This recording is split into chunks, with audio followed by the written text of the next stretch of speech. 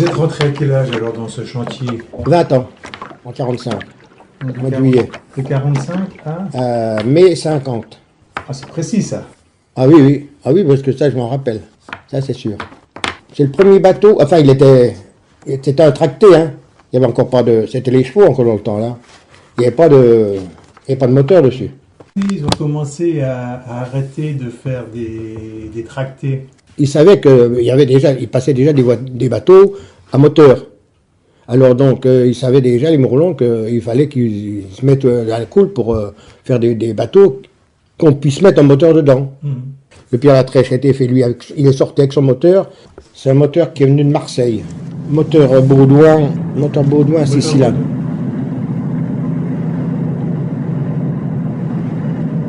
Le premier fils de M. Jules, là, c'est lui qui concevait les bateaux, la forme du bateau. Parce que bon, question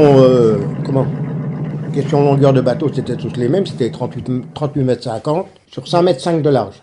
Et les cabines étaient aménagées.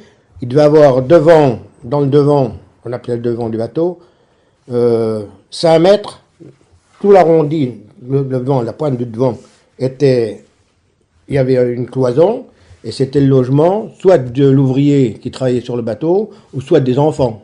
Le logement des enfants, il y avait très peu de lumière. Ben, la lumière, là-dedans, c'était juste sur des batteries. Hein. Autrement, il n'y avait rien. Hein. Et à l'arrière, c'était le logement des parents. Avec toute la machinerie, tout ce qui s'ensuit, le moteur en dessous, ceux qui avaient des moteurs.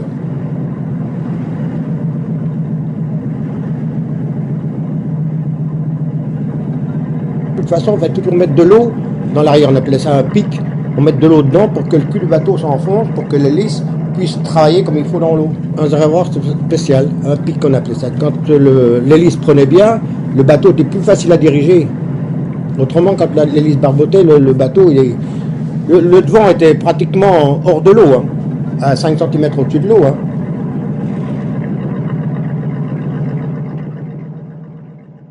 Juste conduit le Pierre Latrèche quand on l'a essayé. Le Pierre Latrèche, je me rappelle, on l'a sorti. Le moteur, il avait déjà été essayé avant, mais sans l'hélice, pour voir si celle-ci tournait bien. Et quand on l'a sorti, l'hélice était remontée, et on l'a essayé dans le canal.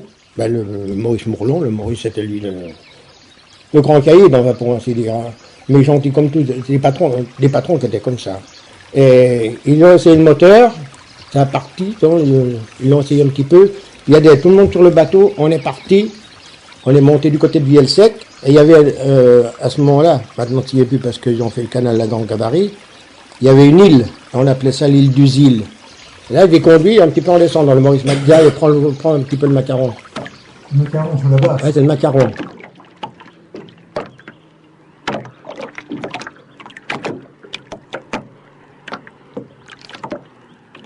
Puis c'était bien parce que je vous dis, c'était une entreprise, c'était familial. C'était vraiment convivial. Hein. Bon, déjà, les fils, c'est pareil. Ils avaient 1 ou 2 ouvriers chacun, des fois 3, des fois 4, ça dépendait du travail qu'il y avait à faire. Hein. Ben, c'était des copains. Quand le bateau était fini, qu'on le mettait à l'eau, qu'on le sortait dans le canal, bon, le patron payait à boire à tout le monde. Hein. C'était la fête. Ouais, c'était la fête. On faisait navigation. Quand on disait qu'on allait faire navigation, c'était l'après-midi, on préparait tout ce qui était pour pas être dans l'eau, la ligne électrique, tout ça, on remballait tout ça. Tout ce qui était les bateaux qui allaient sortir, parce qu'en général, on en sortait un, on en rentrait un. Il y en avait qui n'avaient pas beaucoup de travail à faire dessus.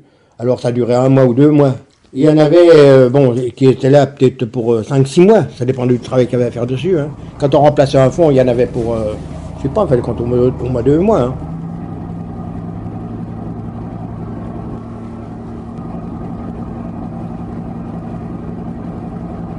Le fond était en 6 mm et la bordaille qu'on appelait ça, c'était en 5 mm. Tout rivé, à part le devant surtout, on pouvait pas. Il avait bien pensé aussi à souder le devant. Mais c'était le coin qui avait le plus d'avaries en général. Hein.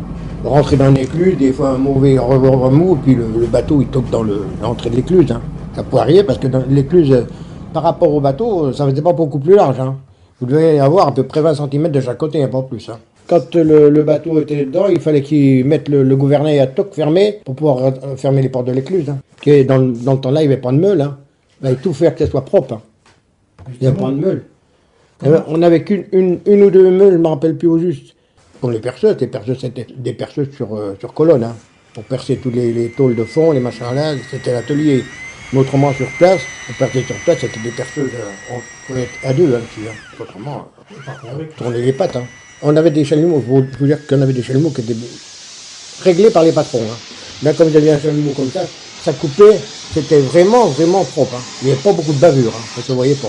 Les tôles étaient coupées à une cisaille électrique. Le châssis, je me rappelle, je l'ai encore vu, je crois qu'elle y est toujours dans le chantier. Et il y avait encore, je me rappelle encore, il y avait encore la cisaille dans le milieu du chantier. Elles venaient d'où ces tôles? Ben ça, je ne vous dirai pas. Je sais que quand, en 45, 46, ils rachetaient des tôles aux Américains. Ils me mettent sur 1m10, 1m... C'était pas des normes de chez nous. Hein. Le Charles, là, c'était un champion là-dedans. Hein. Ils ont fait venir des gars de Toul et des menuisiers de métier, de Toul. C'était pas pour, c'est parce qu'ils avaient besoin d'un coup de main il y avait tellement de petites pièces à faire en bois pour mettre dans faire les placards, tout ça, tout ce qu'il y avait là-dedans, il fallait du monde, quoi. Lui tout seul, même s'il prenait un ouvrier, c'était pas des gars qui étaient dans le bain. Ils savaient pas au juste comment ça se travaillait le bois. Hein.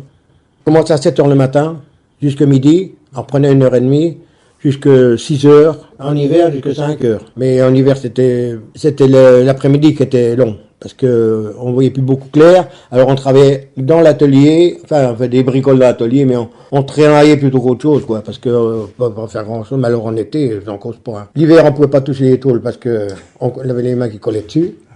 La ferraille. Et l'été, on ne pouvait pas y toucher. Hein. Vous aviez intérêt à monter sur le bateau avec des chaussures, hein, pas des espadrilles, parce que vous aviez les pieds grillés. On commence comment pour fabriquer une péniche? Par le fond. Et comment on cintre les tôles? On a cintré les tôles, enfin de tous les bateaux qu'on a fait.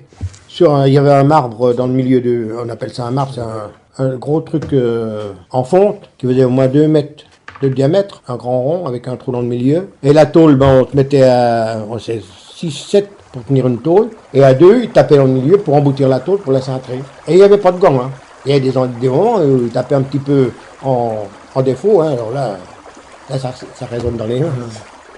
Rentrer comme quoi dans le chantier? Comme apprenti, comme nous? Comme ouvrier, hein, c'était des polyvalents en général, hein, là-dessus, hein, on faisait un peu de tout. Hein. Ce qu'il y a, c'est que, bon, Charles, les deux plus âgés, Charles et Jules, Charles, c'était lui c'était le bois.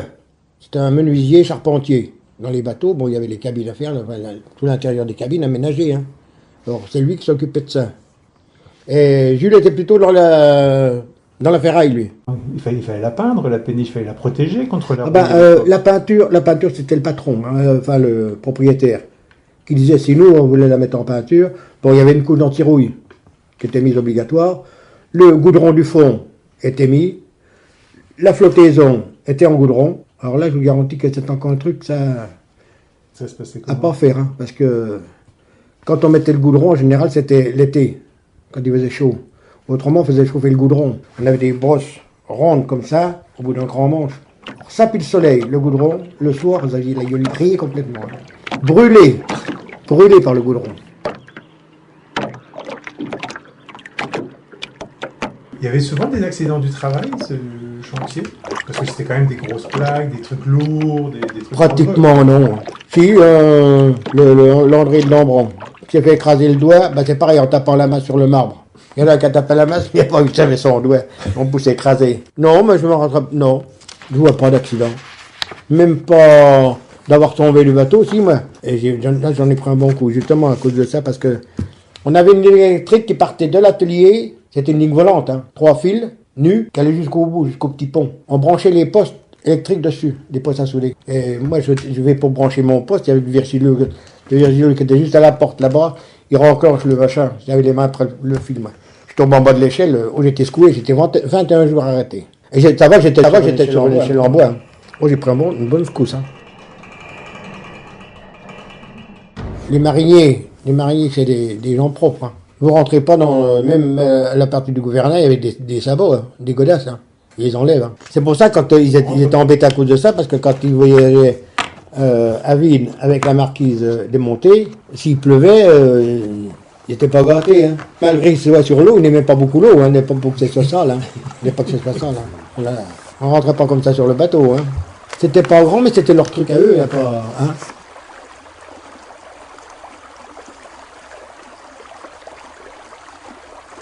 On a entendu le crack du chantier, on l'a entendu, hein. Crack. Le bateau a fait, bon, avec l'impact qu'il a foutu, il a reculé un peu, il a descendu dans le canal, et il a venu couler, il a fait quoi?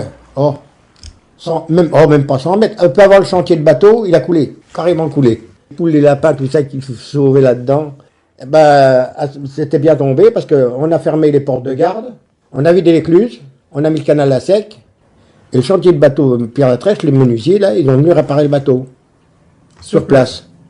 Ouais, je me rappelle de ça. La navigation était arrêtée pendant ce temps-là, hein, parce qu'ils ont passé des bateaux. Hein. On envoyait passer des bateaux à Pierre-Latrèche.